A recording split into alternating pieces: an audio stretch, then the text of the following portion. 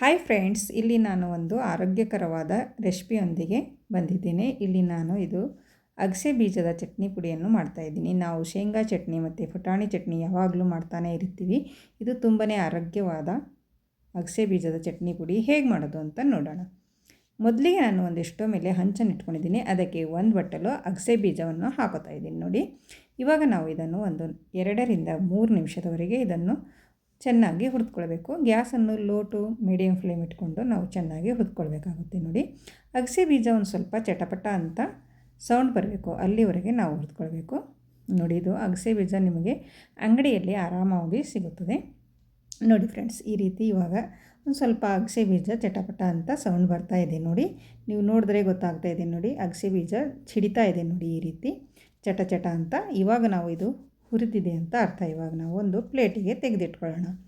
ಮತ್ತು ಅದೇ ಹಂಚಿನಲ್ಲಿ ನಾನು 2 ಸ್ಪೂನಷ್ಟು ಇಲ್ಲಿ ನಾನು ಕಡಲೆಬೇಳೆಯನ್ನು ಹಾಕೋತಾ ಇದ್ದೀನಿ. ಮತ್ತು ಒಂದು 2 ಸ್ಪೂನಷ್ಟು ಇಲ್ಲಿ ನಾನು ಉದ್ದಿನಬೇಳೆ ಕೂಡ ಇದಕ್ಕೆ ನಾನು ಹಾಕ್ತಾಯಿದ್ದೀನಿ ನೋಡಿ.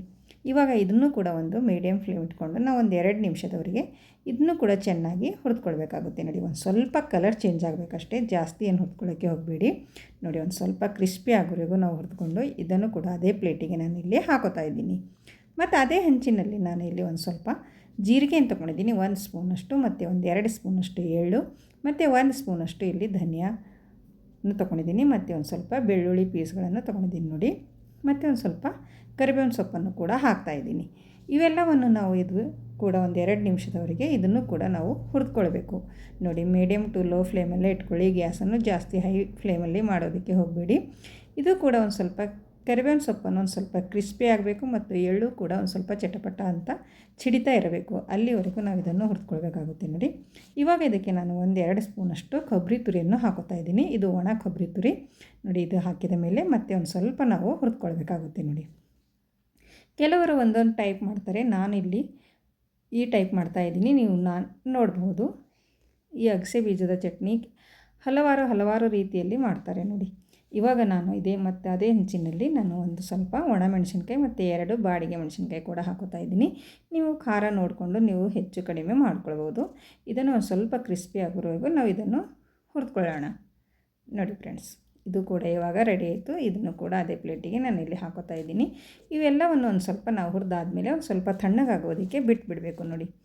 ಇವಾಗ ಇದು ಒಂದು ಸ್ವಲ್ಪ ತಣ್ಣಗಾಗಿದೆ ನೋಡಿ. ಈ ರೀತಿ ಒಂದು ಸ್ವಲ್ಪ ಆರಬೇಕು, ಫುಲ್ ತಣ್ಣಗಾಗಬೇಕು ನೋಡಿ. ಮತ್ತು ನಾನು ಇಲ್ಲಿ ಹುರಿದಿಟ್ಕೊಂಡಿರುವ ಕರಿಬೇವು ಮೆಣಸಿನ್ಕಾಯಿ ಇದನ್ನು ಕೂಡ ಇದಕ್ಕೆ ಹಾಕೋತಾ ಇದ್ದೀನಿ ನೋಡಿ.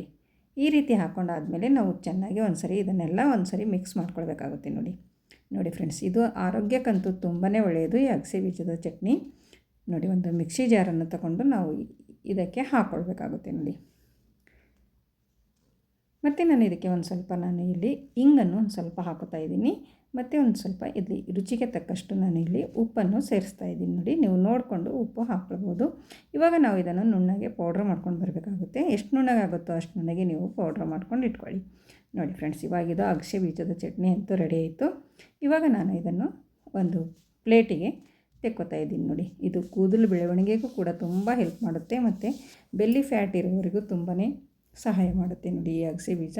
ನಾವು ದಿನಾಲೂ ಒಂದು ಊಟದ ಜೊತೆಗೆ 1 ಸ್ಪೂನ್ ತೊಗೊಂಡ್ರೆ ಸಾಕು. ದಿನಾಲೂ ಇದು 1 ಸ್ಪೂನ್ ತೊಗೊಂಡ್ರೆ ತುಂಬಾ ಒಳ್ಳೆಯದು ಆರೋಗ್ಯಕ್ಕಂತೂ ನೋಡಿ. ಈ ರೀತಿ ನಾವು ಅಗಸೆ ಬೀಜದ ಚಟ್ನಿ ಅಂತೂ ರೆಡಿ ಆಯಿತು ನೋಡಿ. ಈ ರೀತಿ ಮಾಡ್ಕೊಂಡು ಇಟ್ಕೊಳ್ಳಿ. ಮತ್ತು ನಾವು ಇದು 1 ತಿಂಗಳವರೆಗೆ ನಾವು ಇಟ್ಕೊಂಡ್ರೂ ಏನು ಹಾಳಾಗೋದಿಲ್ಲ ನೋಡಿ. ನೀವು ಈ ರೀತಿ ಒಂದು ಪ್ಲಾಸ್ಟಿಕ್ ಡಬ್ಬಿ ಅಥವಾ ಗಾಜಿನ ಡಬ್ಬಿಯಲ್ಲಿ ನೀವು ಸ್ಟೋರ್ ಮಾಡಿ ಫ್ರಿಜ್ಜಿನಲ್ಲಿ ಇಟ್ಕೊಂಡು 1 ತಿಂಗಳವರೆಗೂ ಊಟ ಮಾಡ್ಬೋದು ನೋಡಿ ಆರಾಮಾಗಿ.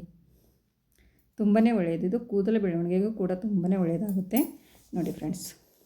ಮತ್ತು ನನ್ನ ವಿಡಿಯೋ ಇಷ್ಟ ಆದರೆ ಒಂದು ಲೈಕ್ ಮಾಡಿ, ಮತ್ತು ಶೇರ್ ಮಾಡಿ, ಮತ್ತು ಕಮೆಂಟ್ ಮಾಡಿ ತಿಳಿಸಿ ಫ್ರೆಂಡ್ಸ್. ನೀವು ಒಂದು ಸರ್ತಿ ಮಾಡಿ ನೋಡಿ ಹೇಗೆ ಬಂತು ಅಂತ ಕಮೆಂಟಲ್ಲಿ ತಿಳಿಸಿ ಫ್ರೆಂಡ್ಸ್. ಮತ್ತು ನನ್ನ ಚಾನಲನ್ನು ಯಾರು ಸಬ್ಸ್ಕ್ರೈಬ್ ಮಾಡಿಕೊಂಡಿಲ್ಲ ಅವರು ಸಬ್ಸ್ಕ್ರೈಬ್ ಮಾಡಿಕೊಳ್ಳಿ. ನನ್ನ ಮುಂದಿನ ವಿಡಿಯೋ ನೋಟಿಫಿಕೇಷನ್ ನಿಮಗಾಗಿ ತಲುಪುತ್ತದೆ. ಮತ್ತೆ ಸಿಗೋಣ ಹೊಸ ರೆಸಿಪಿಯೊಂದಿಗೆ. ಅಲ್ಲಿವರೆಗೂ ಓಕೆ, ಬಾಯ್.